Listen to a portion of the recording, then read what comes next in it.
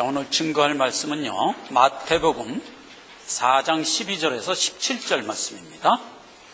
예수께서 요한의 잡힘을 들으시고 갈릴리로 물러가셨다가 나사렛을 떠나 수불론과 납달리 지경 해변에 있는 가버나움에 가서 사시니 이는 선지자 이사야로 하신 말씀을 이루려 하심이라. 일렀으되 수불론 땅과 납달리 땅과 요단강 저편 해변의 길과 이방의 갈릴리여, 흑암에 앉은 백성이 큰 빛을 보았고 사망의 땅과 그늘에 앉은 자들에게 빛이 비치었도다 하였느니라. 이때부터 예수께서 비로소 전파하여 가라사대 회개하라, 천국이 가까웠느니라 하시니라. 아멘. 자, 이 말씀을 중심으로 해서요, 이방의 빛인 빛이라는 제목으로 은혜를 받고자 합니다. 예수님이 지금 1년간 초기 유대 사역을 마치시고 4가지 구원에 관한 주제를 알려주시고 사마리아를 떠나 갈릴리로 되돌아가셨습니다. 17절에 보니까 비로소 복음을 선포하기 시작하였다, 이렇게 기록을 하고 있습니다. 하나님께서 복음을 어디에다가 증거한다고 그랬대 있어요? 이방에 증거한다고 돼 있어요. 그런데 이제 갈릴리를 이방의 갈릴리라 이렇게 칭하고 있는 것을 우리가 보게 됩니다. 14절에 보니까 예수님 오시기 전 약 700년 전에 이사야 선지자의 입을 빌어서 이방의 땅에 먼저 증거되도록 되어 있다. 이사야서 9장 1절에 전에 고통하던 자에게는 흑암이 없으리로다. 옛적에는 여호와께서 스불론 땅과 납달리 땅으로 멸시를 당케 하셨더니 후에는 해변길과 요단 저편 이방의 갈릴리를 영화롭게 하셨느니라, 이렇게 예언을 했던 걸 보게 됩니다. 그런데 그 갈릴리 땅을 옛날식으로 얘기하면 스불론과 납달리 지파에게 분배받았던 땅이었다. 잠깐 지도를 볼까요? 그래서 온 가나안 땅을 지파별로 이렇게 다 분배를 했어요. 근데 그 갈릴리 호수 근처에 보니까 스불론 지파가 있고 납달리 지파가 있고, 그렇죠. 나중에 이 지역이 갈릴리 지역이라고 이제 된 거예요. 납달리와 스불론 지파에 있는 사람들이 고통을 당하고 있었대요. 그것은 지난 시간에 우리가 살짝 살펴본 바대로 사마리아 사람들이 유대인들에게 멸시를 받고 있었다, 그런 내용이었었어요. 예수 그리스도가 복음을 선포를 하는 것은 반드시 이방에 선포를 하도록 예정되고 작정되었다 하는 것을 이제 우리가 알게 됩니다. 이 얘기는 신구약에도 공의 정의를 하고 있습니다. 갈라디아서 3장 8절에 보면 또 하나님이 이방을 믿음으로 말미암아 의로 정하실 것을 성경이 미리 알고 먼저 아브라함에게 복음을 전하되 모든 이방이 너를 인하여 복을 받으리라 하였느니라. 이방에 선포하도록 돼 있다고요. 하나님이 정했단 말이에요. 우리가 흔히 상식적으로 알기로 이렇게 알고 있습니다. 복음은 이스라엘 백성을 선민으로 택했으니까 이스라엘 백성에게 먼저 증거해야 하리라 하고 생각을 한단 말이에요. 그것은 이제 우리의 선입관인 거예요. 하나님은 원래 복음을 이방에 증거하기로 이미 옛날서부터 정했단 말이에요. 그런데 그 이방이 어디다? 갈릴리 땅이 이방의 상징화된 유대 지역이었거든요. 그래서 모든 복음서는 복음 선포가 갈릴리 땅에서부터 복음서가 언제나 시작되는 거예요. 창세기 12장 3절, 그 아브라함에게 언약했던 걸 들어가 보면 너를 축복하는 자에게는 내가 복을 내리고 너를 저주하는 자에게는 내가 저주하리니 땅의 모든 족속이 너를 인하여 복을 받을 것이라 이랬어요. 그러니까 땅의 모든 족속이 뭐예요? 그게 이방이에요. 유대에게 복을 주려 함이 아니고 땅의 모든 족속이다. 자, 그래서 지금 갈릴리가 이방화되어 있는 상징으로 된 땅이기 때문에 주님이 거기 가서 복음을 선포하는 겁니다. 그러면 유대는 어떻게 되는 거예요? 하나님이 택한 유대는 그럼 뭐예요? 그거는 지금 이방화된 갈릴리와 같은 맥락에서 유대를 볼 때 갈릴리를 이방의 어떤 상징으로 하나님이 세웠다면 유대는 그 복음을 만들어내는 곳으로 택하셨어요. 대속을 이루는 곳으로 하나님이 택해요. 하나님의 복음이 생성되는 곳을 유다로 택하는 겁니다. 그런데 어떤 방법으로 그 일을 택하죠? 이 성전을 헐라 내가 3일 만에 일으키리라. 즉 나를 십자가에 달라. 이걸 유대에 가서 요구하는 겁니다. 자, 그래서 하나님의 구속사는 이방에 어떻게 선포가 되고 있으며 그 복음이 어떻게 유대에서 나오게 되었느냐 하는 것을 잠깐 역사적으로 살펴보자 말이에요. 이 역사는 하나님이 이끌어 가신 역사이기 때문에 우리가 반드시 알아야 된단 말이에요.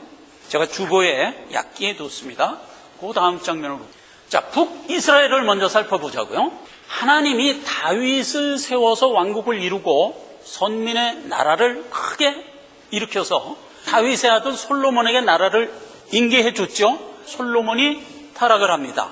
그래서 이제 북이스라엘, 남유다 이렇게 두 조각이 되었을 때가 시기적으로 언제냐? BC 931년이에요. 그러니까 거의 지금으로부터 3000년 전이에요. 북이스라엘의 여로보암이 어떤 짓을 했죠? 예루살렘에 날아가서 예배를 드릴 수 없으니까 산당에다가 금송아지 2마리를 만들어 놓고 그걸 경배했다라고 성경에 기록되어 있잖아요. 자, 그래서 지금으로부터 3000년 전 BC 931년 때부터 북이스라엘 10지파는 제사 제도를 그때 실종합니다. 그렇죠? 양을 잡아서 피를 단에 뿌리고 하는 그 제사 제도, 소위 오늘날 우리가 얘기하는 유대교잖아요. 그런데 북이스라엘 사람들은 BC 931년에 이미 유대교를 상실합니다. 그러니까 잡종교의 일반 이방인 나라와 똑같이 사는 거예요. 그러니까 일반 이방인 나라들은 뭐 잡종교 가지고 있잖아요. 무슨 조라스타로교라든가 뭐 우리 동방 같은데 뭐 불교라든가 힌두라든가 이런 종교와 같은 종교를 갖고 있었던 거예요. 그러니까 이미 북이스라엘은 그때부터 선택된 이스라엘 백성의 면모 중에서 가장 중요한 종교 문화를 잃어버린 거예요. 그러니까 그때서부터 이미 이방화된 거예요. 그렇게 해서 쭉 살다가 BC 721년이 됐을 때 아수르에 멸망을 하죠. 그래갖고 이제 아수르 민족이 북이스라엘을 점령하고 지금까지 살아온 거란 말이에요. 예수님 올 때까지. 그러니까 이제는 또 뭐가 실종됐냐? 이스라엘의 10지파의 혈통이 실종돼 버렸어요. 그러니까 아수르 사람하고 섞여가지고 완전히 그 혈통까지도 이방화가 된 거예요. 그래서 지금 10지파는 뭐죠? 제가 여기 잠깐 썼죠. 루벤, 시므온, 단, 납달리, 갓, 아셀, 이사갈, 스불론, 에이브라임, 므낫세. 이렇게 10지파가 북이스라엘이 됐던 거 아니에요? 이 10지파 사람들이 아수르하고 섞이면서 내가 무슨 지파의 사람인가가 실종돼 버린 거예요. 그렇게 된 채 쭉 예수님 오시는 때까지 있었던 거예요. 그래서 사마리아 사람은 살기만 그냥 이스라엘 땅에서 사는 것뿐이지 실제로는 종교적으로 보나 문화적으로 보나 혈통적으로 보나 완전히 이방화된 거예요. 자, 그래서 예수님이 이스라엘 땅에 딱 왔을 때는 이스라엘 백성 중에서 누구만 남아 있었어요? 지파별로 따지면 남유다의 유다 지파하고 베냐민 지파만 남았던 거예요.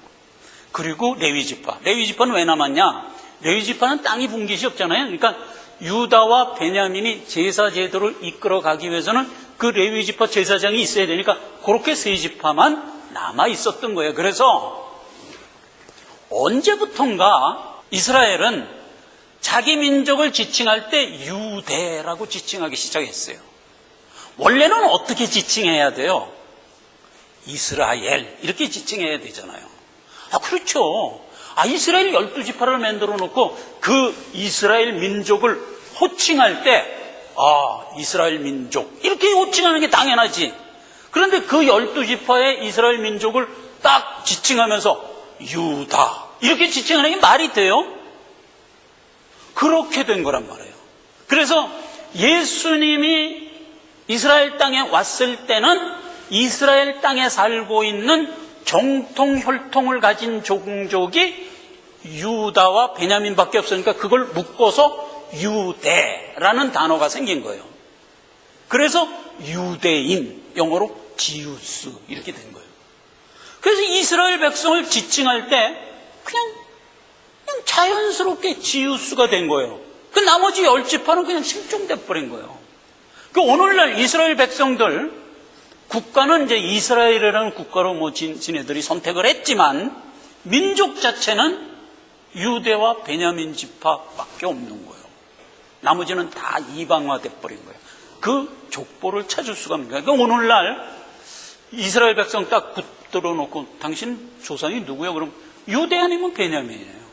나는 내 조상이 스불론이야. 이런 건 없어요. 아예 없어요. 이미 3000년 전서부터 이방화되기 시작했다. 이 역사적 배경을 우리가 아셔야 돼요.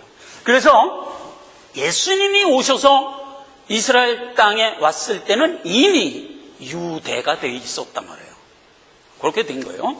자, 그러면 유대는 또 어떻게 됐냐? 유대는요, 그 다음 장면 볼까요? 아수르의 북이스라엘이 멸망했을 때가 BC 721년인데 유다는 거기서 이제 130년을 더 지속하다가 결국은 유다도 바벨론에 이제 멸망을 해서 포로로 끌려가게 되죠. 그때가 이제 586년.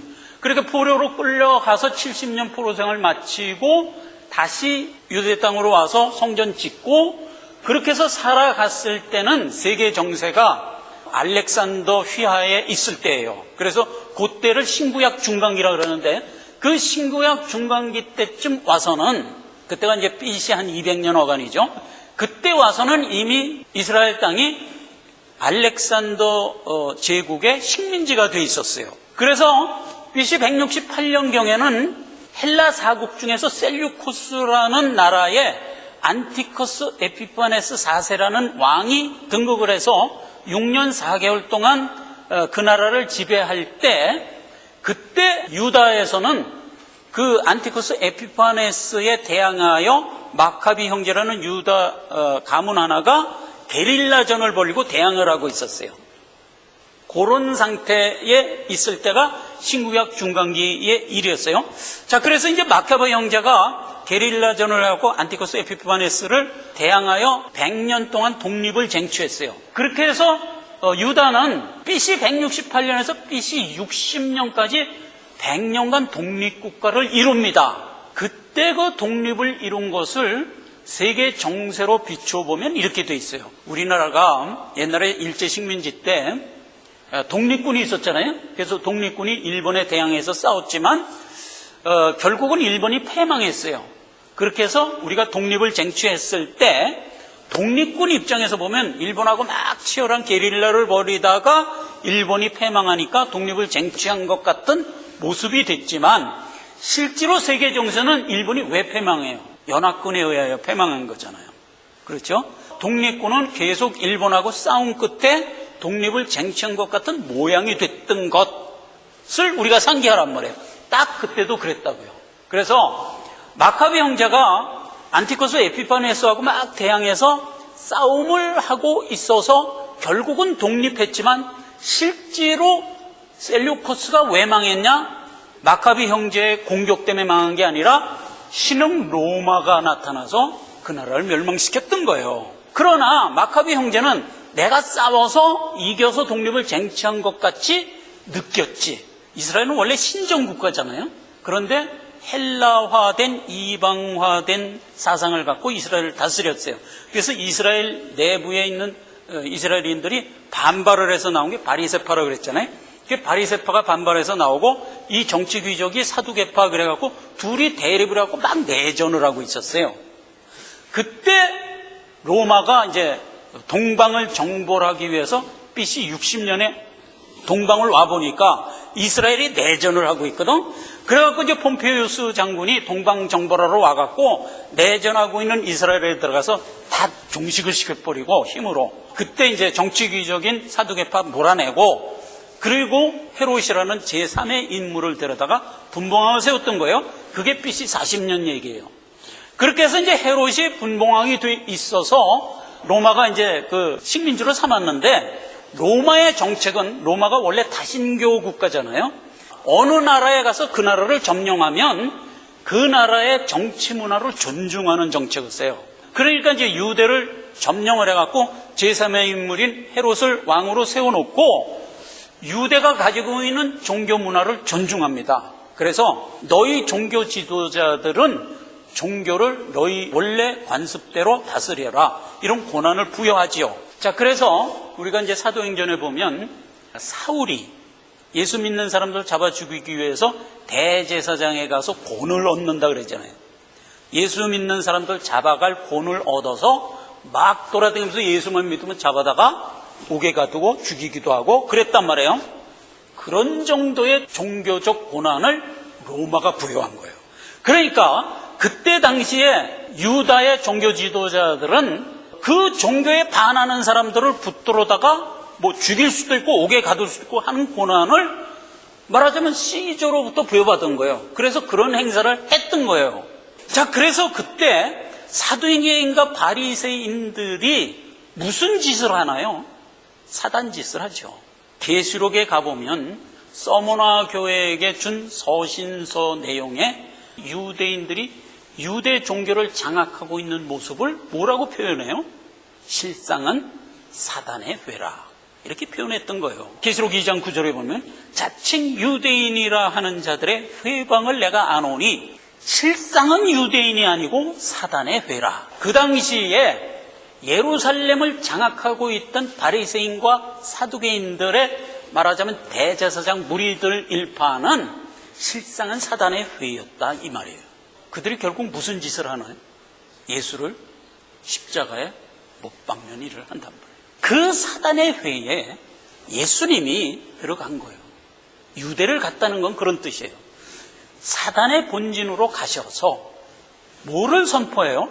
사단들아, 나를 십자가에 못 박으라 라고 했던 거예요. 그게 성전을 홀라 라고 말씀하셨던 말씀의 내용이라고요. 그렇게 해서 결국 예수님이 그들의 손에 의하여 십자가에 못 박혀 죽으시죠. 그래서 뭘 이루어요? 대속을 이룬단 말이에요. 이 대속을 이룬 것을 성경은 뭐라고 얘기하나? 구원이 유대에서부터 나온다라고 예수님이 얘기했던 거예요. 그게 요한복음 4장 22절에 되어 있던 얘기예요. 우리는 아는 것을 예배하노니 이는 구원이 유대로부터 나옴이라 라고 예수님이 말씀하셨던 내용의 실상이에요. 그러니까 어떻게 구원이 유대에서 나오냐? 바로 유대는 사단의 본진이 되어 있었고 그 사단의 본진에 예수님이 가셔서 자기가 대속을 이루심으로 말하자면 구원의 대속을 만드신 거예요. 그렇게 만들어서 말씀에 담은 게 뭐예요? 복음이다 말이에요. 그게 복음이잖아요. 내가 너희 죄를 대신하여 십자가에 못 박혀 하나님의 심판으로 죽음으로 너희 죄값을 치렀다가 이 복음이잖아요. 그 복음을 어디서 이루어요? 사단의 본진 유대에 가서 이룬단 말이에요. 그렇게 해서 구원은 어디서 나오기로 돼 있다? 유대에서 나오기로 돼 있다라고 말씀하셨던 소위다 이 말이에요. 그렇게 된 거예요. 자, 그렇게 해서 끝내 이제 예수님이 부활승천하여 하늘나라로 가시고 이제 이 유대 땅에는 뭐가 생성되나요? 교회가 생성되죠. 그랬을 때 그 교회를 누가 핍박하나요? 교회는 당연히 사단이 핍박하는데 그 사단의 본진인 그 유대인들이 핍박을 했던 거잖아요. 예수님이 AD 31년에 십자가에 못 박혀 죽으심으로 대속을 이루시고 부활승천하자 그 사단의 본진이 계속 교회를 핍박하고 있었어요. 그렇게 해서 몇 년까지 가죠? AD 70년까지 가죠. 그래서 원래 생성된 교회는 이스라엘 사고로는 이스라엘 안에만 머물러 있으려는 속성이 당연히 가지고 있었죠.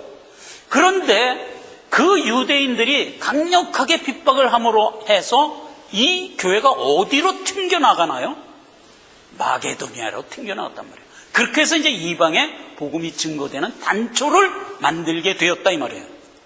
그렇게 됐을 때 이제 이 사단의 세력은 하나님이 이제 묵과할 수가 없지. 진멸을 해야 할 거 아니에요. 그러니까 이 사단의 본진들이 로마에까지 대항하게 만들어서 결국은 티투스 장군이 AD 70년에 와갖고 이 바리새파와 사두개파 사단의 본진들을 몽땅 마사다라는 성체에 몰아넣고 진멸을 해버렸단 말이에요. 자, 보세요. 여기서 이제 우리가 뭘 보냐? 적그리스도의 어떤 모형적 내용을 보게 됩니다. 그래서 자, 보세요. 적그리스도는 안티코스 에피파네스에 의하여 마카비가 나올 때, 그때 안티코스 에피파네스가 적그리스도의 모형이라고 다니엘서 8장에 기록되어 있잖아요. 그래서 그 다니엘서 8장에 보면 그때 안티코스 에피파네스가 적그리스도의 모형이었는데, 그때 그 적그리스도는 누구에 의해서 멸망되죠? 로마라는 짐승에 의해서 멸망되죠. 그런데 그때 안티코스 에피파네스에 대항하여 나왔던 마카비를 성경은 뭐라고 얘기하죠? 그게 유대인이었잖아요. 그럼에도 불구하고 성경은 뭐라고 얘기하냐면 세상 잡것들 중에 하나라고 얘기했단 말이에요. 그렇게 해서 이제 다니엘서 11장 24절에 가보면 이렇게 기록된 걸 우리가 보게 됩니다. 내 백성 중에서도, 이 말이에요. 유대인들을 향하여 얘기하는 거예요. 내 백성 중에서도 어떤 강포한 자가 스스로 높아져서 이상을 이루려 하다가 그들이 도리어 넘어져 패망하게 되리라 라고 마카비를 지칭하잖아요. 즉 마카비에게 어떻게 부여하죠? 그 의미를 세상 잡것들 중에 하나로 치부해버리는 거예요. 그렇게 해서 그들도 어떤 잡것들처럼 이상을 이루려고 준동하다가 결국 패망하리라 라고 예고돼 있었단 말이에요. 그 마카비의 후예들이 사두개와 바리새파들이었단 말이에요. 그들이 결국은 무슨 역할을 해요? 예수 그리스도를 십자가에 못 박음으로써 말하자면 대속을 이루는 사단의 본진의 역할을 하고, 그리고 누구에게 멸망당해요?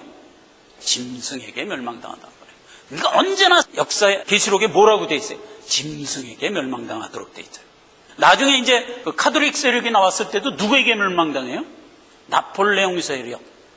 두 뿔 가진 새끼양 같은 짐승에 의하여 멸망당하는 거예요. 이제 계시록 마지막에 아직 열리지 않은, 대접장 열리지 않은 그 부분에 가서 이제 바벨론 음녀가 멸망당할 때는 누구에게 멸망당하도록 지금 되어 있어요? 7번째 짐승, 아직 나타나지 않은 7번째 짐승에 의하여 멸망하도록 되어 있잖아요. 그렇게 해서 항상 이 땅에서 준동하는 사단의 세력은 적그리스도라는 모습으로 나타나서 준동하다가 어떤 하나님의 구속 사역의 한 장을 이루고 결국 짐승의 손에 의하여 멸망하도록 하나님은 지금 이끌어가고 계시는 것을 여기서도 보게 된다 이 말이에요. 자, 그래서 오늘은 이방을 구원한다 할 때 이방이라는 것은 죄인을 얘기하는 거잖아요. 그래서 예수 그리스도는 이 땅에 왜 오시죠? 죄인을 구원하러 오셨다 하는 얘기예요. 이게 일반적인 얘기를 하는 거예요. 그러니까 예수님이 오셔서 이방에 왜 먼저 구원을 베풀었을까? 그건 당연한 거예요. 왜냐하면 예수님은 이 땅에 죄인을 구원하러 왔기 때문에. 그 얘기예요. 자, 그래서 마가복음 2장 17절에 보니까 예수께서 저희에게 이르시되 건강한 자에게는 의원이 쓸데없고 병든 자에게야 쓸데 있느니라. 내가 의인을 부르러 온 것이 아니요 죄인을 부르러 왔더라. 그래서 이방의 복음이 증거되는 것은 너무나 마땅하고 당연한 것이다. 요한복음 9장 39절에는 예수께서 가라사대 내가 심판하러 세상에 왔으니 보지 못하는 자를 보게 하고 보는 자들을 소경되게 하려 함이라.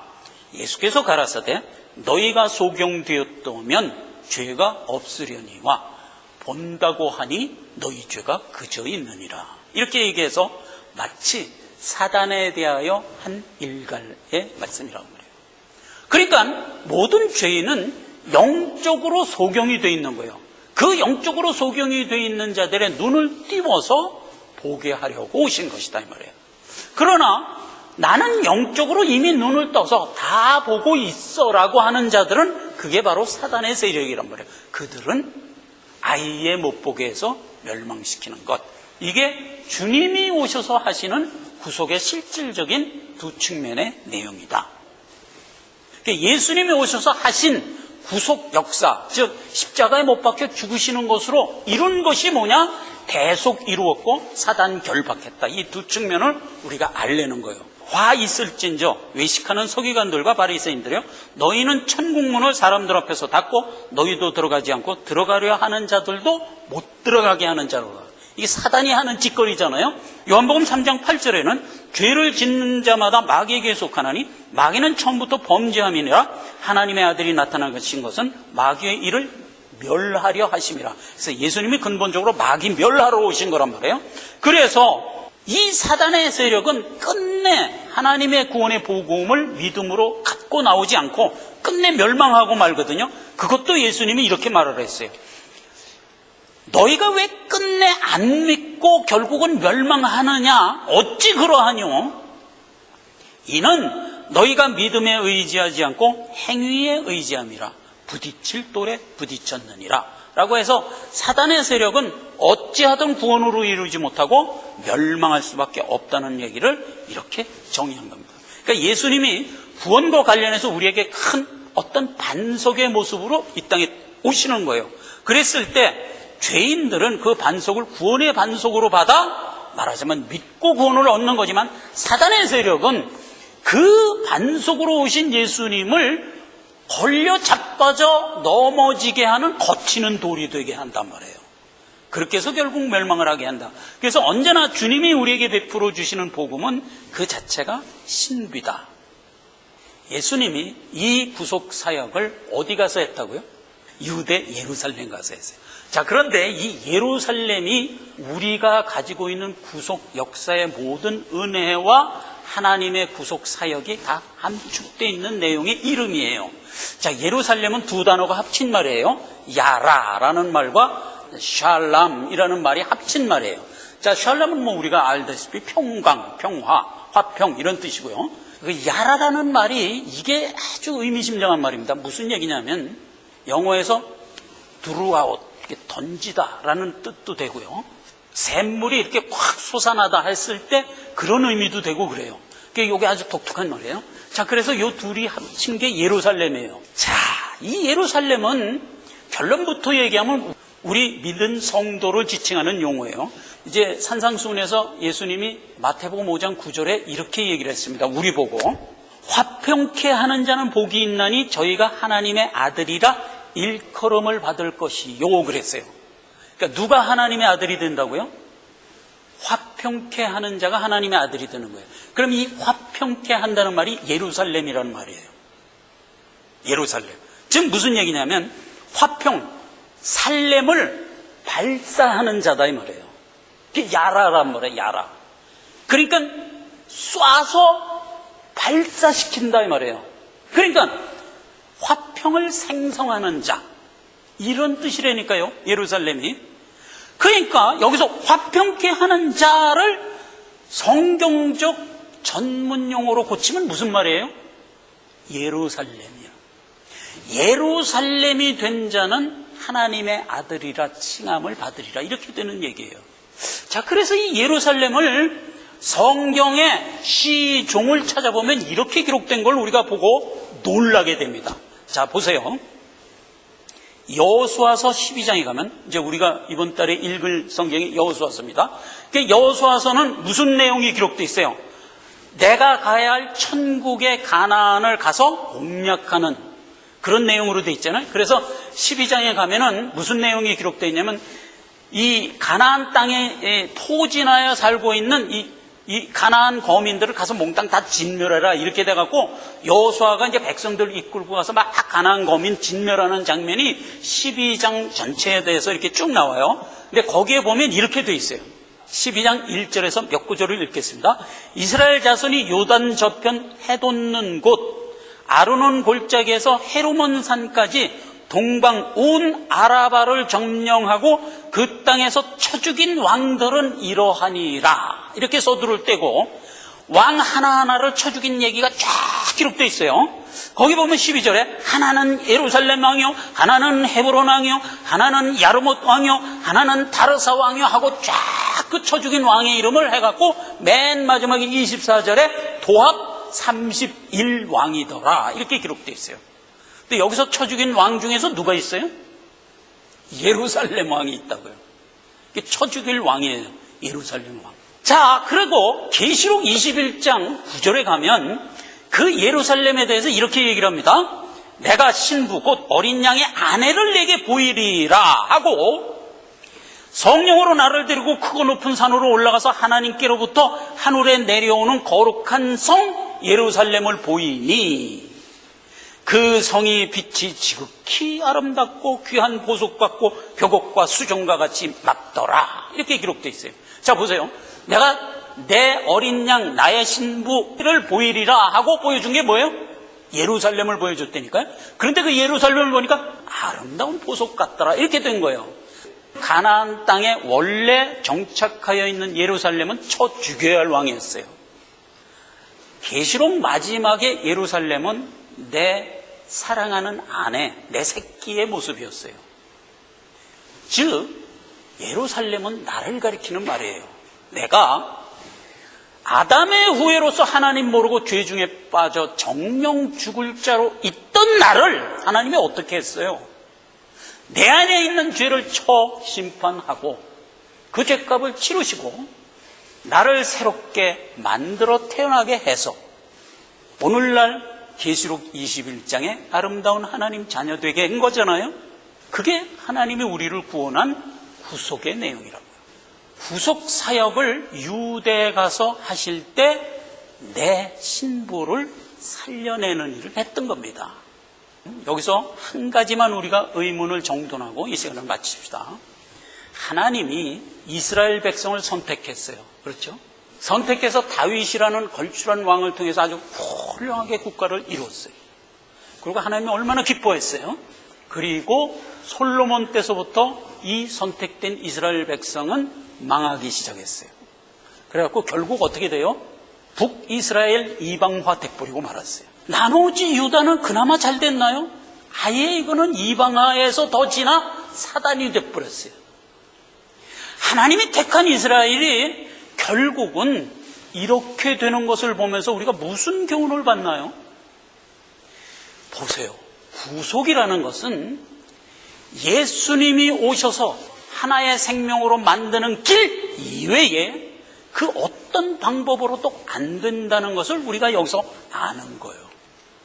아무리 하나님이 한 족속을 택하여 그에게 율법 주고 내가 내 남편이 되어 손잡고 가자 하여 이끈다 할지라도 구원은 이룰 수 없는 거예요.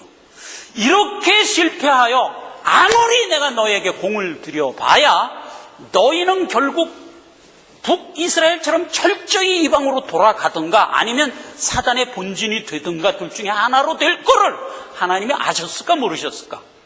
아셨지. 알면서도 왜 이렇게 이끌었을까? 이 말이에요. 바로 이 일이 우리 구원의 단초가 되고 우리 구원의 어떤 결과의 궁극적인 목표가 되기 위해서였다고요. 로마서 11장 11절부터 제가 읽겠습니다.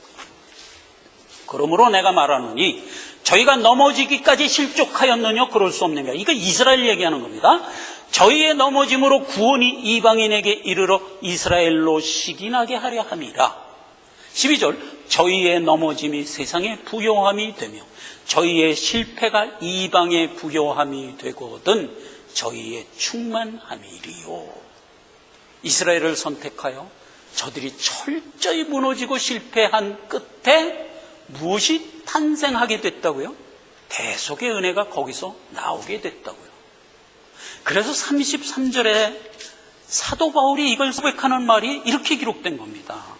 하나님의 지혜와 깊도다 하나님의 지식의 부요함이요 그의 판단은 측량치 못할 것이며 그의 길은 찾지 못할 것이로다. 이 기가 막힌 얘기 아닙니까? 이스라엘을 선택하여 저들이 철저히 무너지고 실패한 끝에 무엇이 탄생하게 됐다고요? 구속이, 대속의 은혜가 거기서 나오게 됐다고요. 사도 바울이 이걸 쓰면서 이런 고백을 안 할래야 안 할 수가 없다 하는 겁니다. 기도하겠습니다. 하나님 아버지 은혜를 감사합니다. 이방 갈릴리에 빛이 왔다 하는 것으로 우리에게 복음이 증거되기 시작한 것을 찾아 은혜를 받습니다. 우리가 그 끝에 하나님의 후사가 되어 이 길을 가고 있습니다. 우리의 연약한 가운데 우리에게 생명 주어 마침내 아름다운 보석과 같은 예루살렘으로 완성하는 것을 오늘 우리가 다시 한번 깨달으며 하나님의 깊고 오묘한 지혜에 다시 한번 찬양을 드립니다. 하나님 은혜를 감사합니다. 이 귀한 복이 어찌하든 나에게 그치지 말게 하시고 주변에 있는 모든 사람들에게 공유되게 하셔서 하나님의 구속의 역사가 퍼져나가는 은혜가 우리 교회를 통하여 있기를 원합니다. 예수님의 이름으로 기도했습니다. 아멘. 찬양 부르고 예배를 마치겠습니다.